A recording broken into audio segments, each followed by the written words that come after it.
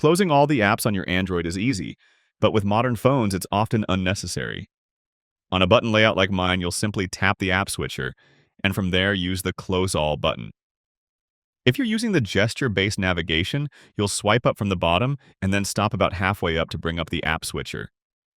For most people, closing apps manually is an old habit from old phones, but modern phones with recent Android versions are designed to keep your apps frozen in their memory.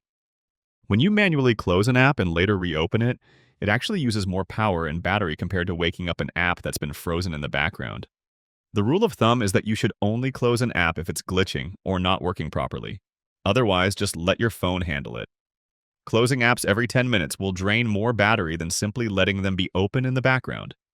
Now, the pro tip here is that if you look at the top left corner, there's a button that shows active apps that are actually running in the background.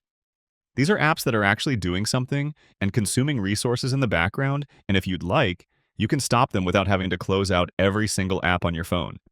If you do want to close apps, you can swipe up to close an individual app, or close all if that's what you want. If you want to close everything but leave a few selected apps open, you can tap the app icon in the app switcher and lock that app. Now, when you use the Close All button, everything gets closed except the apps you've locked. To unlock an app, you can just bring up the app switcher and tap the lock icon. Click the like button if this helped you and subscribe for more easy guides like this.